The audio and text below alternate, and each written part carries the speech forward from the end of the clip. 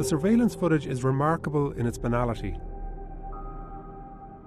It shows Stephen Paddock, the Las Vegas gunman, in the days before his mass shooting. He cuts a lonesome figure as he moves through the Mandalay Bay Hotel, playing video poker for hours in the casino, buying snacks at a newsstand, watching a LeBron James interview in a restaurant, and at times chatting with hotel staff. But this picture of an ordinary gambler disguises a far more sinister intent.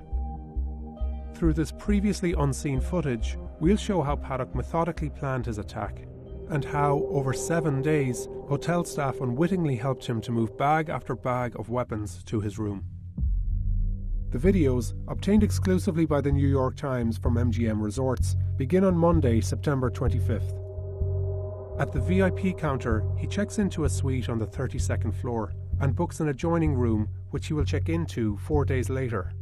He doesn't immediately bring in suitcases. Instead, he spends 2 hours in the hotel, going to his room and eating at a sushi restaurant downstairs. Just before 5 p.m, he drives his Chrysler Pacifica minivan to the valet area, where a bellman loads the luggage cart with 5 suitcases. Paddock asks to stay with his luggage, so the bellman brings him through the service elevators to his room, something hotel management say is not unusual. Paddock spends the next 4 hours in his room, and at 9:40 that night, he leaves the hotel, bringing 2 suitcases with him. He drives 1 hour to Mesquite, where he lived. Cell phone records show that he stays the night and spends most of Tuesday here. Around 8 p.m, Paddock returns to Las Vegas, but he stops at the Ogden, a downtown condominium complex. This is interesting for a few reasons. Paddock was also renting rooms here for the entire week. He checked in the previous Friday, when a music event called the Life is Beautiful Festival was being held in the surrounding streets. Internet records recovered by the police show that he searched for that festival's lineup and its expected attendance.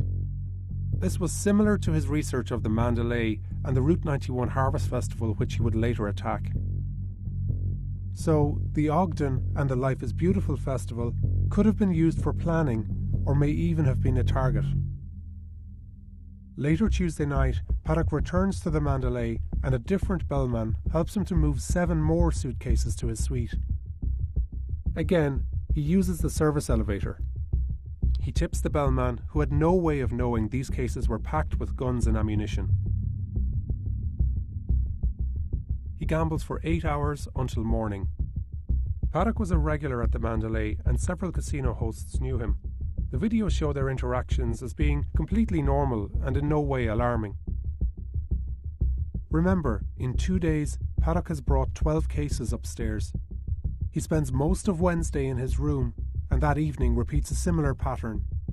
He leaves the Mandalay, again carrying 2 suitcases. He stops at the Ogden and drives home to Mesquite.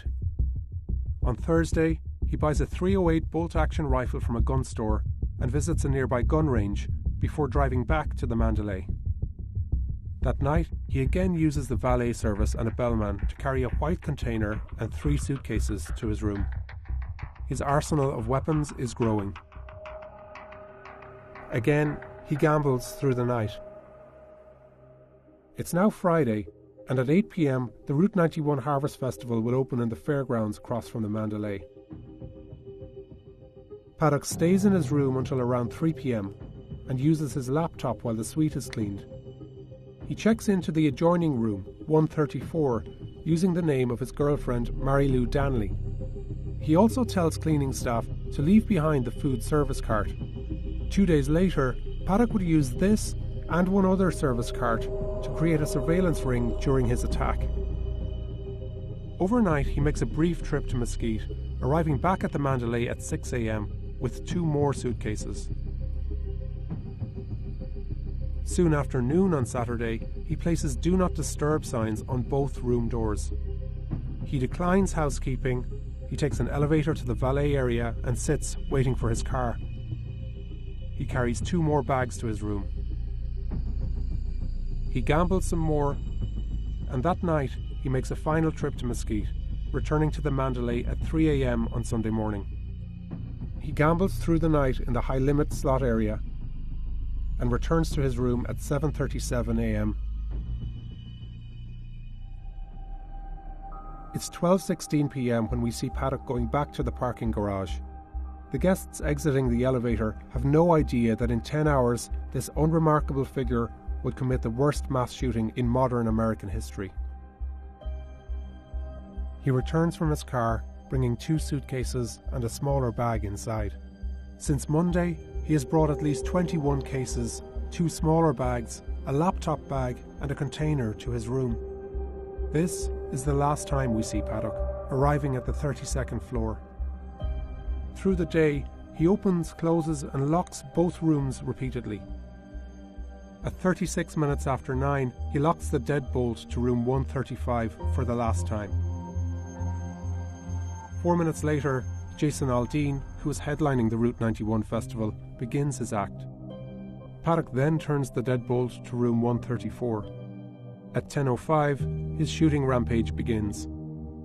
In under 10 minutes, he would kill 58 people and injure over 700 before taking his own life.